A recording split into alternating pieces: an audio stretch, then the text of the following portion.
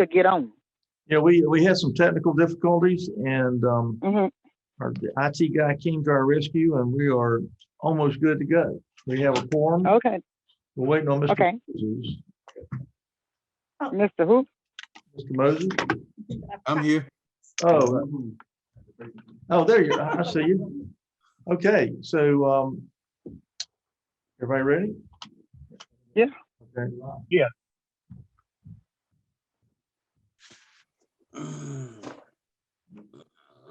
Yeah, how do I pull it up when I put it in the plate?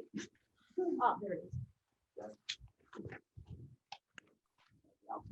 All right, guys, call to motion the January meeting of the Florence City Planning Commission. Thank all of you for participating tonight. January meeting. I know that we're still going through unusual times, and just appreciate your patience and your efforts. Mr. Moses, I want to thank you for chairing last month. I understand you did a great job, and you actually did something that I think was a great idea. And at the end of our meeting tonight, I want to propose it to the commissioners and make it a tradition, and that is opening with prayer. I like that. I'm embarrassed that we haven't thought of it before. Mr. Moses, thank you for that. And so after we get through with the business at hand and it's on the agenda, I would like to add that as an item for us to discuss and make that consideration. And we can either have Mr. Bacote or Mr. Moses as our layperson that will be responsible for prayer every time. So anyway, we can talk about that. But first, the first item on the agenda is approval of the minutes. I was not here, could not approve or disapprove. So I would like to, if there are no changes, corrections, ask for a motion. So moved. Okay, I have a motion. Do I have a second? Second. I have a motion, a second to approve the minutes as submitted. Is there any discussion? Hearing none, I'll call for the vote, and I'd like a show of hands. All those in favor, show of hands. It is unanimous. No sense in asking for those that do not approve. All right, we have one item on the agenda. Ms. Elaine is going to be representing staff and presenting this to us, but it is PC 2021-01. Ms. Elaine, Happy New Year, and you have the floor. Thank you, sir. Thank you.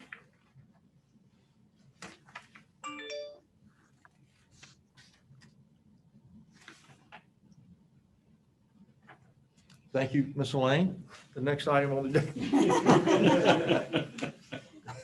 There we go. Okay.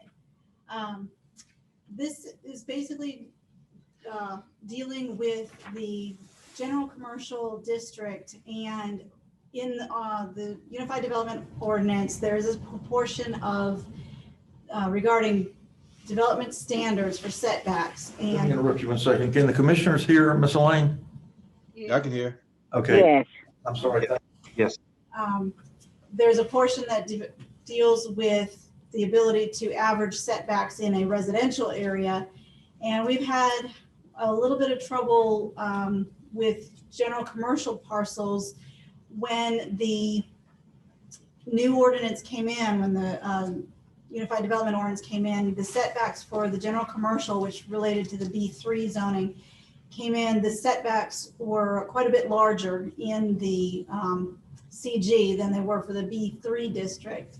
In fact, we went back and looked, and there's at least 187 lots that are just too small that you could not even build a building on them at all, with the 50-foot front setback, the 40 in the rear, and 25 on the sides.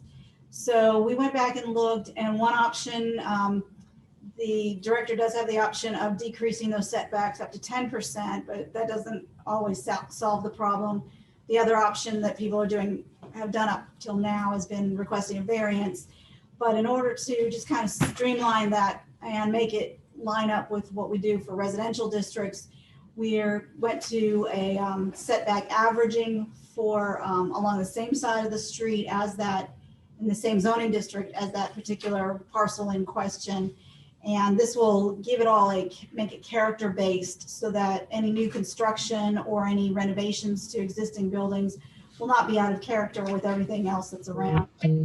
So basically it's just that the front setbacks can be reduced to an average front setback on the same side of the same street segment in the same zoning district, provided that the lot proposed for modification is not included in the calculation. So you keep that one out, which if there's nothing built on it, it's a moot point anyway, and just average the front setbacks. And if they're less than 50 feet, then we would go with that average for the allowed front setback. If the average is more than 50 feet, it doesn't matter. They could still just meet the 50 foot if they want to. That does not, if it's larger, if the average is larger, they don't have to meet that larger average. We don't want there to be any confusion about that. And it's basically the same for both the side and rear setbacks. The sides equal to the average actual side setbacks of all other developed lots within 600 feet along the same side of the same segment. And then the rear may be reduced if it's demonstrated that the proposed rear building setback is equal to not more than 10% less, and there can be even a little bit less than the average of other developed lots within 600 feet along the same side of the street segment. So that would keep everything in character, would keep a uniform look along the street frontage. And then we also just added the little note referring back to that, because that's in section 2 of the ordinance with the general development standards. So the section at the back in section 6 dealing with non-conforming lots, we just put a note in there that in certain zoning districts, those alternative setbacks may be applicable. So that gives people another option if the 10% doesn't work. If the averages doesn't work for them, they still have the option of applying for a variance. So we're just trying to make it a little bit easier without getting a little crazy with, we want the setbacks to look even on the street, but just give people a little more flexibility because of the change in requirements that came with the new code. So that concludes staff's report. Well, thank you. Do any of the commissioners have questions for staff? I will say that this was one that was difficult for me because it makes a lot of sense and it's kind of hard to argue for or against, but I would like Mr. Owens to make a comment if you don't mind me putting you on the spot. No, sir. We did have a request or a couple of questions from Mr. Bob Weaver, who is an engineer here in town, and he's participated many times in our planning commission. He had a question about this, and staff did a real good job of responding to his questions. Mr. Owens has had a chance, and of course, kind of being in the business. Mr. Owens, would you make a comment on this? Well, I think it's a good idea, and I think the benefit to, the variance request is always available to a developer or builder in situations where we have a non-conforming lot. But as we have mentioned, the benefit to this text amendment is it could create an opportunity for a builder or developer to build on a lot that is non-conforming without having to go through a 90-day process of a variance request. A variance request, Mr. Duddy, would it be 90 days or just 40 or 30 days? It would be 30 to 45 days. Okay, so the short version is 30 to 45 days for a variance request, which sometimes can be critical in a building or development project.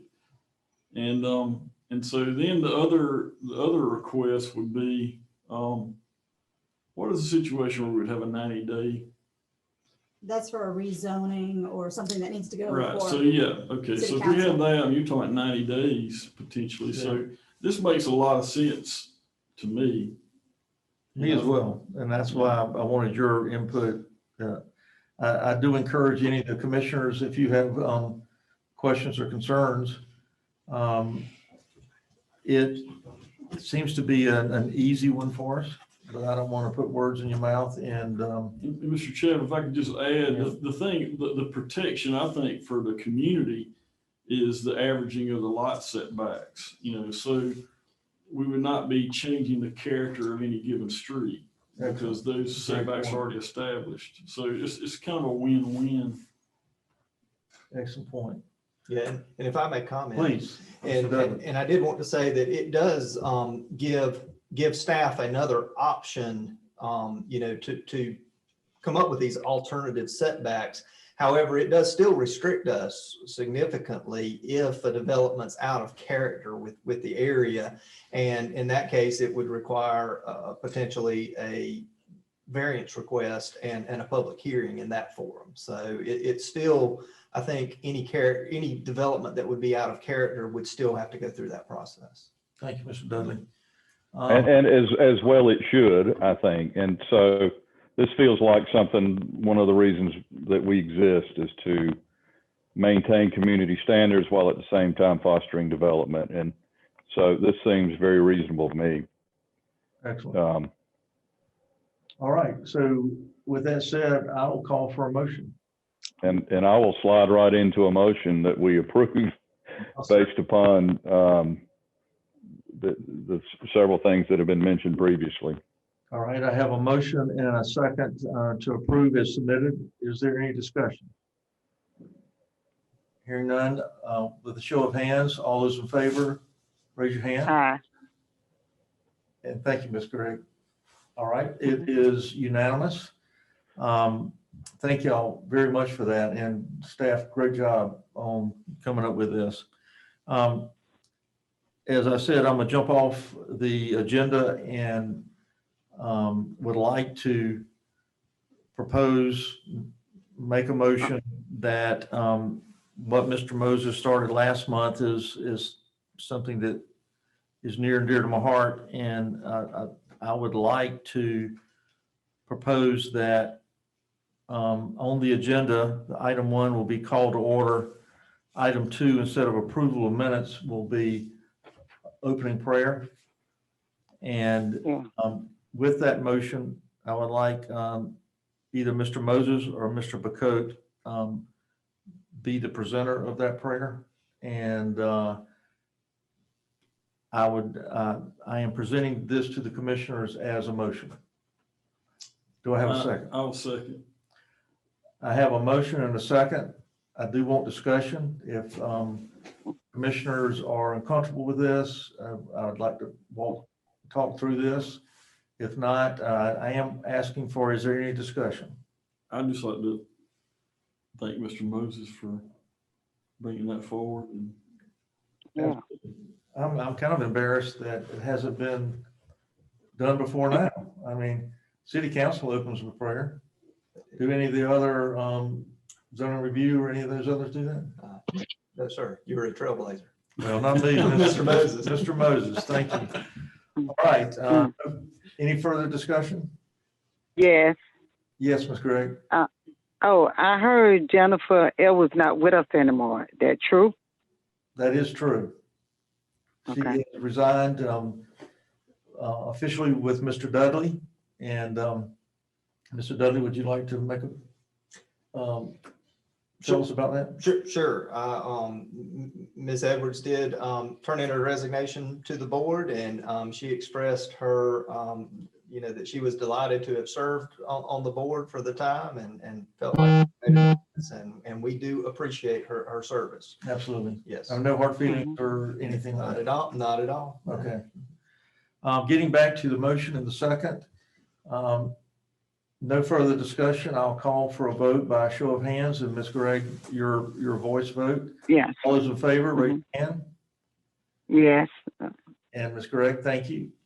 Mhm. Now, Mr. Moses, do you want to be the person or Mr. Bacote? What we can do, if you want to, Coach, we can alternate Okay, just in case one of us are not here. And then we'll discuss, we'll call each other before meeting. thank you. Excellent idea. That sounds good to me. It sounds good. Perfect. Any concerns or questions regarding that with the other commissioners? I think it's a great solution. Oh, good idea. Good idea. Thank you. Perfect. Yeah. All right. So it is approved, and we'll have that as item number 2 on the agenda. Okay. Mr. Dudley, any additional business? No, just I appreciate everyone's patience with using the Zoom platform and, and bearing with us and hosting these public meetings as best we can and during this time. And we all pray for things to improve. Absolutely. And Yeah. they're Amen. quite good at it. I mean, they're on the corporate level now. I mean, I know they might get too accustomed. they to got this. it down to a science. All right. Well, with that said, I'll call for a motion to adjourn. So move. Have a motion. You got a second? No discussion. We are adjourned. Thank y'all very much. Y'all stay safe out there. Y'all do the same. You do too. Bye-bye. Good night. Good night. Good night.